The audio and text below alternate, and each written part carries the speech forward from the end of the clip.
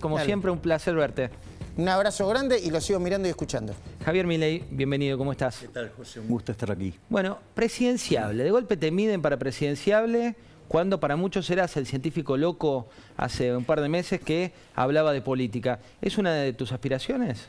Mira, vamos a ponerlo al revés. Vos me conocés desde hace un tiempo.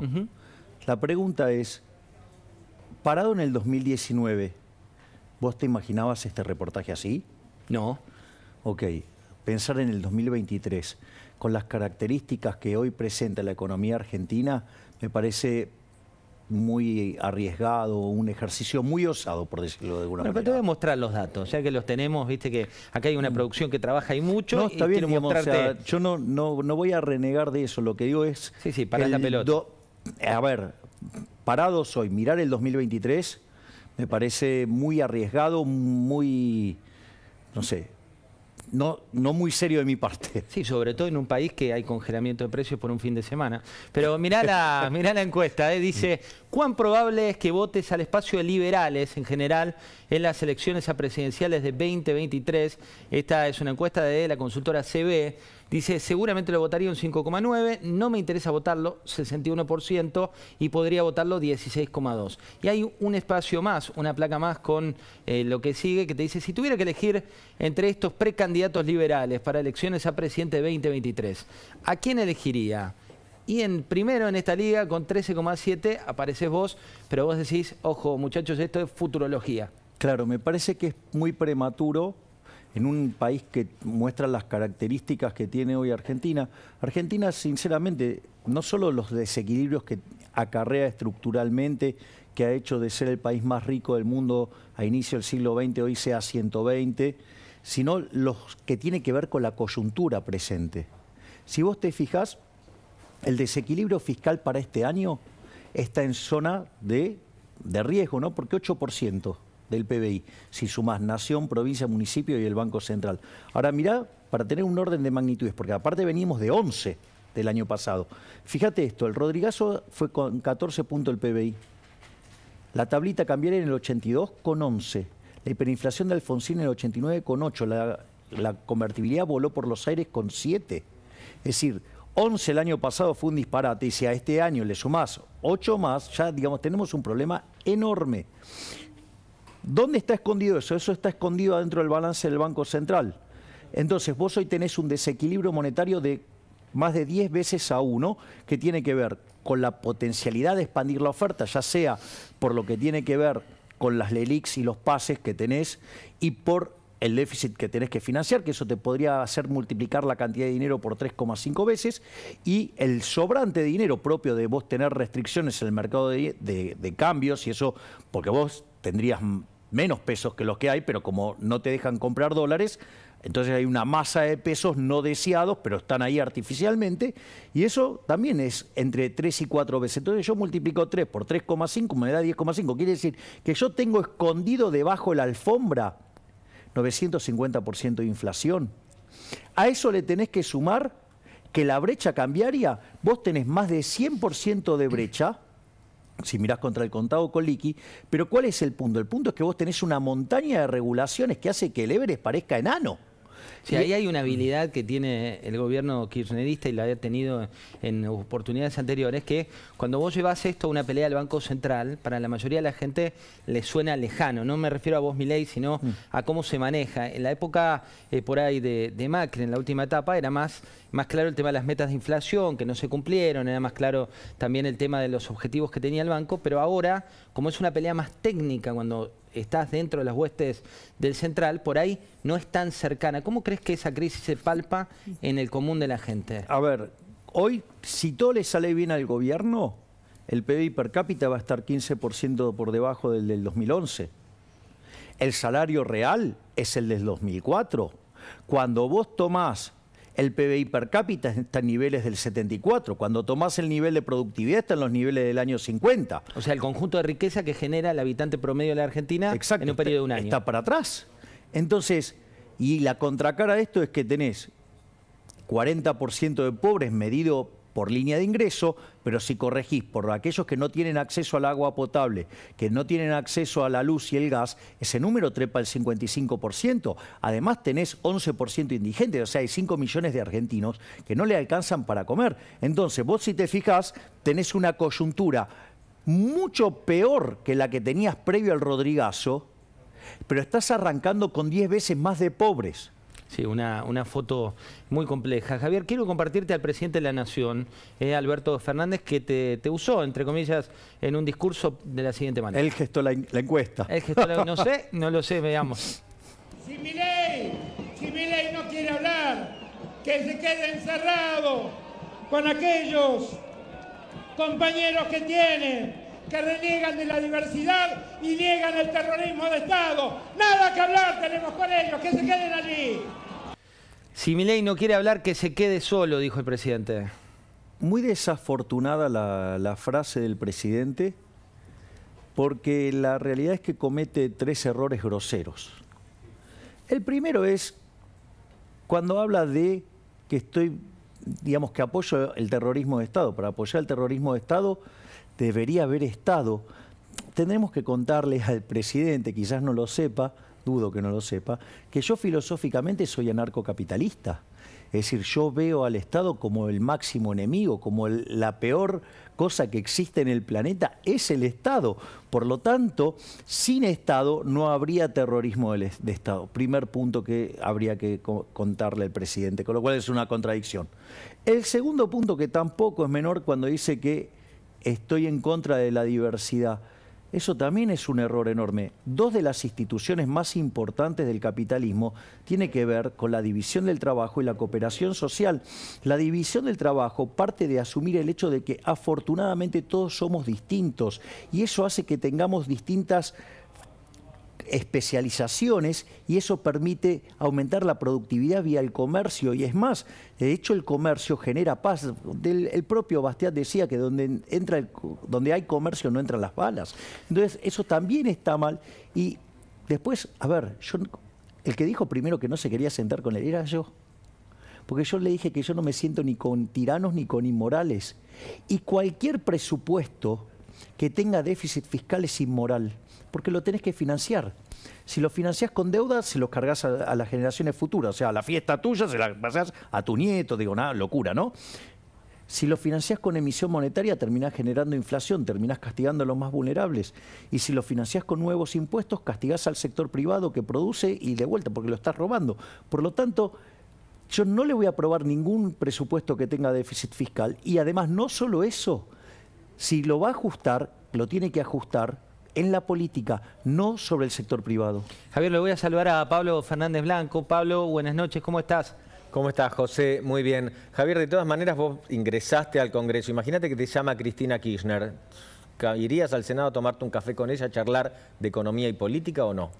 Me parece que en este contexto que ahora soy político, digamos, ahora no, mi actividad no es la de economista profesional, me parece que no es el momento adecuado. ¿No es el momento adecuado? Pero te tomarías, no irías a verla a Cristina. No, yo digamos, o sea, hoy me parece que mi rol es trabajar en la construcción de una forma distinta de encarar la política, que tiene que ver con esto de lo que yo digo es separar colectivistas, sí, de los que abrazan la libertad. Y dentro de los colectivistas están los radicales, que es la Internacional Socialista, está la Coalición Cívica, está las Palomas de Juntos por el Cambio, está el kirchnerismo y está, digamos, los distintos aspectos de la izquierda, como quiera llamarla. Y del otro lado están los liberales clásicos, los minarquistas, los libertarios, los paleolibertarios, que son los conservadores. Podría decirse que está también el peronismo republicano, el peronismo federal, el menemismo y obviamente los halcones. ¿Por qué para mí esto es muy importante? ¿Sabes por qué es muy importante? Básicamente porque tener un ordenamiento ideológico. Esto de armar alianzas para ganar una elección no funcionó con la alianza, no funcionó con la experiencia de Cambiemos y uno en algún momento dijo, bueno, entonces ¿acaso lo puede gobernar el peronismo? ¿Qué nos está demostrando este gobierno? Que ni el peronismo puede manejar algo tan heterogéneo, aun cuando ellos son súper verticalistas. Entonces, desde mi punto de vista, lo que uno necesita es un reordenamiento de la política en términos ideológicos. ¿Para qué? Para que cuando vos llegás con mandato, porque si no, ¿cuál es el problema? Supongate, vamos a hacer este caso, supongamos que yo construyo un frente, digo, para darle luz al juego del 2023, suponete eso. Entonces hago un frente muy amplio y entonces, o sea... A lo Larreta decís. Un frente entonces amplio. llegás y... Sí, pero por favor, con esa paloma socialdemócrata con fuerte vocación de intervenir, no. No convivís. No. No, y él conmigo tampoco, porque sabe que yo no transo. Así que como él sabe que yo no transo, él no puede contar conmigo porque yo no estoy para eso. Y además, pero fíjate, ahí tenés un problema. ¿Por qué? Porque también, digamos, tenemos discrepancias ideológicas. Y el día que vos vas a hacer lo que tenés que hacer, ¿qué pasa? Si las encuestas le dan que pierde un puntito de imagen positiva, le agarra un ataque de nervios y te echa. O sea, y abandona todo. O sea, con lo cual, digo, no, ahí no. Pero por eso lo pongo del lado de los colectivistas, no lo pongo de los que abrazamos las ideas de la libertad. Y en ese contexto, ¿qué pasa si vos armás una...?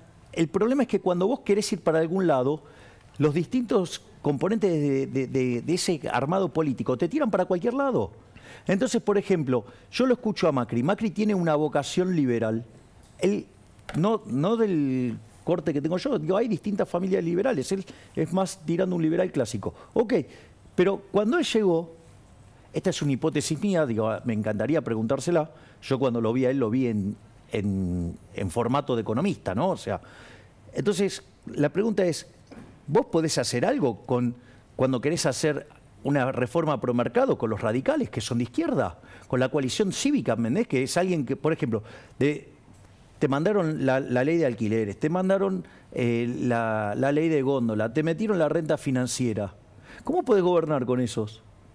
Javier, hablando de gobernar, él fue disjockey, por ahí lo conoces de Mar del Plata, después ocupó cargos en la ANSES, vicepresidencia, y quiso quedarse con la máquina de hacer billetes. Pero ahora lanzó su propio partido, me refiero a Amado Vudú. Quiero que lo veas y me des tu opinión. Mira. Que nadie se equivoque. Soberanas, soberanos, no viene a romper nada, viene a ayudar a sanar la patria con el gobierno de Alberto Fernández, con el liderazgo de Cristina Fernández de Kirchner, con la tradición del peronismo, para tener una patria libre, justa y soberana. En el Fondo Monetario Internacional y en la relación de la Argentina con el Fondo Monetario Internacional podemos contar parte de esa historia. Porque este problema claramente no lo inventó el presidente Alberto Fernández. Este problema en esta etapa lo vino a encadenar a la Argentina Mauricio Macri y su gobierno. Las caras que pone, Soberanex, ¿qué opina Javier de este espacio nuevo? No, a ver, yo creo que está bueno, digamos, que cada uno quiera armar su propio espacio, digo. Lo decís por experiencia propia. Digo, aparte es una experiencia, hay que remar, digamos, fuera de los portaaviones, y no es fácil. Pero, no sé, lo que me causa gracia es lo que dice el Fondo Monetario Internacional, porque él es economista, él sabe cómo funciona esto. Argentina no es que... A ver, Argentina fue al Fondo Monetario Internacional porque no podía refinanciar su deuda, ¿sí? O sea, se le cerraron los mercados de capitales, ciertamente, por los errores cometidos por el gobierno argentino a partir del 28 de diciembre del 2017, cuando Marcos Peña, Duhovne y Caputo avanzan sobre la independencia del Banco Central. Eso, evidentemente, no fue gratis y terminó precipitando una crisis por los desequilibrios que tenía el Banco Central como consecuencia de la salida del cepo, donde Prat-Gay no quiere reconocer el sobrante monetario. Esa es la situación. Ahora, el fondo básicamente lo que vino a hacer es dar asistencia para rolear la deuda. Para postergar los pagos, para tener la posibilidad de ir para adelante. Te trabajó como un puente hasta que Argentina pusiera las cuentas en orden y de esa manera sí pudiera volver a los mercados de capitales. Ahora, esa deuda que estaba roleando, sí es cierto que Macri tomó deuda, pero hay que recordarles que el kirchnerismo dejó 250.000 millones de dólares de deuda. Parece que eso se olvidan, y se olvidan de toda la deuda que dejaron colgada en el SIAD, y se olvidan, digamos, de todo el desastre que hicieron con el dólar futuro. Y que el caso de Vudú, concretamente, con su experiencia, entre comillas, y su prontuario, esté con un espacio, ¿qué te habla de la Argentina? Que es una Argentina que tiene impunidad. Bueno, pero eso, por eso es que está quebrada la República. Uno de mis ejes fueron, cuando yo hice el planteo en el debate, fue mostrar que la República estaba quebrada. O sea, vos, ¿cómo es la construcción de la República? Vos tenés el Ejecutivo, que vendría a ser la asimilación con el monarca, pero ¿cuál es el problema del monarca? Que puede derivar en ¿qué? En tirano. Después, vos tenés el Parlamento trata de asimilar ¿con qué? Con la aristocracia. Tío, acá la aristocracia seguro que no, porque no es el gobierno lo mejor, es seguro, pero ¿en qué puede derivar? En oligarquía. Y para que eso no pase, tendría que funcionar bien la justicia. Como la justicia no funciona, el Ejecutivo se convirtió en un tirano, porque efectivamente Alberto Fernández se maneja como un tirano y como un inmoral, y por otra parte el Congreso claramente se convirtió en una oligarquía. Por lo tanto, si acá hay impunidad, entonces si vos perteneces a la casta, hacés lo que se te da la gana. Javier, ¿cuánta ansiedad te genera, ahora que sos diputado electo, cuánta ansiedad te genera entrar al Congreso de la República Argentina? Nada, no soy un tipo que vive con ansiedad. Cuando llegues a ese día D, digo, vos hiciste tu campaña, cantaste, recitales, bueno, culturalmente como te planteaste como disruptivo. Cuando llegues al Congreso... ¿A vos no te parece que lo soy? Por eso. Bueno, Cuando llegues al Congreso, ¿qué se van a encontrar tus nuevos compañeros de la casta política, como le decís vos? Bueno, básicamente lo que nosotros estamos proponiendo desde la Libertad de Avance es un planteo de la política, pero desde una perspectiva moral. Desde la perspectiva moral hay cosas que nosotros no vamos a hacer. ¿Por ejemplo? Por ejemplo, jamás vamos a ir contra la vida, jamás vamos a ir contra la libertad, jamás vamos a ir contra la propiedad, jamás vamos a subir impuestos, jamás vamos a crear nuevos impuestos. Vos sabés que si haces esa raya, quedaron todos ¿Cuántos del otro proyectos lado. te quedan afuera de...? Y bueno, pero claro, pero esto es lo interesante, que por ejemplo, vos fíjate que yo te hice un análisis del presupuesto, ¿no? ¿Y desde dónde lo encaré? Desde lo moral. Te digo, si tiene déficit fiscal es inmoral, ¿no? Porque si lo tomo, si financio con deuda, castigo de generaciones futuras; si lo hago con emisión monetaria, castigo a los más vulnerables, al margen de los efectos negativos al distorsionar el sistema de precios, y castigo también, digamos, a los pagadores de impuestos si les subo los impuestos, o sea, porque los estoy confiscando. Javier, este fin de semana tuvimos fuegos artificiales, en este caso el secretario de Comercio Interior, el sucesor de Guillermo Moreno y de Paula Español, anunció un acuerdo de precios para el fin de semana. Estamos hablando de 48 horas que si vos comprabas carne, pero cuando rascabas la bajada de esa noticia, que es algo que tenemos que hacer siempre, el acuerdo era con el 20% de las cadenas de comercialización, con los supermercados, cuando 8 de cada 10 productos vinculados con la industria de la carne se venden en otro rubro, con lo cual te diría que bordeaba un poco el fuego artificial esa noticia. ¿Este tipo de anuncios qué te generan? A mí me parece, primero, una medida ridícula, ¿no? Porque, digo, un acuerdo por esas características. Ahora, lo que a mí me sorprende, y eso cuando hacen este tipo de cosas los ponen... Cuando yo digo, Alberto es el rey de la casta, ¿por qué? Porque él sabe que los controles de precio no funcionan. Él, cuando estaba fuera del gobierno, criticando a Cristina Fernández de Kirchner, le decía: no mande a los chicos de la cámpora a los supermercados, ni a Moreno, sino que mande a los chicos de la cámpora a que le pregunten a Mercado del Pon cuánto está emitiendo, porque ahí está el origen de la inflación. Entonces, cuando él estaba fuera del poder, la culpa sí estaba sobre el Estado. Ahora que él está dentro del Estado y es parte del gobierno, entonces ahora no. Es decir, la culpa de los empresarios, de todo el mundo, menos del... Bueno, eso es una aberración. Segundo, digamos, los controles de precios nunca funcionaron en la historia. Hay un libro que se llama 4000 años de control de precios y salarios. ¿Cómo no? 4000 años. Claro, y arranca haciendo un relevamiento desde el 2800 a.C., en la quinta dinastía de los sumerios. Nunca funcionaron. ¿Sabes un lugar donde nunca funcionaron? En Argentina. Desde que tenés Banco Central, ¿sabes cuál fue el único periodo que no hubo inflación? Durante la convertibilidad, justo cuando los precios eran libres. Y no solo eso, ¿por qué no funcionan? Primero porque El sistema de precios es un mecanismo de transmisión de información. Si vos para un mismo bien vas a estar, lo ponemos en otro término, mirá, vos tenés que pasar por el semáforo y están prendidos a la vez la luz roja y la luz verde. ¿Qué haces? ¿La luz roja y la luz verde? Y te quedás así. Bueno, eso es lo que pasa, que genera una descoordinación. Puede ser que el que venga atrás te choque o el que viene del costado te choque. O sea, es una descoordinación, o sea, chocar la economía. Y lo otro, que es parte de este problema, es que en realidad, suponete que yo te vendo mis anteojos y vos me das determinada cantidad de dinero. Ese registro histórico se llama precio, ¿no? Y que es lo que, digamos, se transmite como información, genera coordinación y ajuste. Ahora, esto parte de la base de que yo soy el dueño de esto y que vos sos el dueño del dinero que me estás dando. Es decir, parte del derecho de propiedad. Cuando vos te metés con los precios, lo que estás afectando es el derecho de propiedad. Concretamente sería el que está vendiendo, o sea, mi caso, que te estoy vendiendo los anteojos. Entonces viene el señor Feletti y me dice, no, me parece muy caro. ¿Y por qué te parece muy caro? Si es un acuerdo que yo estoy haciendo con José libremente. Al meterse el Estado en el medio, ¿qué hace? Rompe la señal. Entonces el sistema funciona peor y estamos cada vez peor. Javier, Pablo Fernández Blanco, tengo dos preguntas para hacerte. Pablo, ¿cómo va?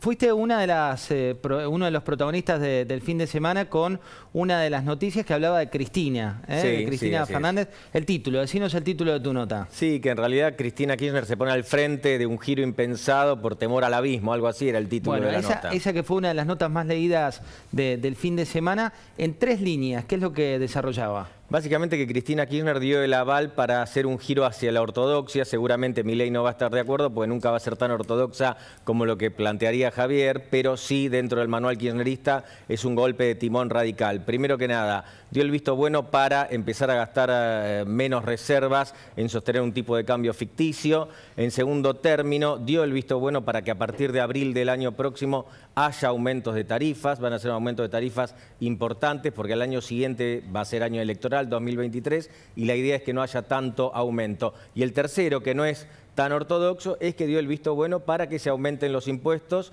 y tuvimos 2 ejemplos esta semana. Uno muy conocido, el impuesto llamado tasa, mal llamado tasa en mi opinión, a los productos envasados y también a ciertas operaciones con Bitcoin, porque vos sabés muy bien que el déficit fiscal se puede resolver o achicando el gasto o también aumentando los ingresos.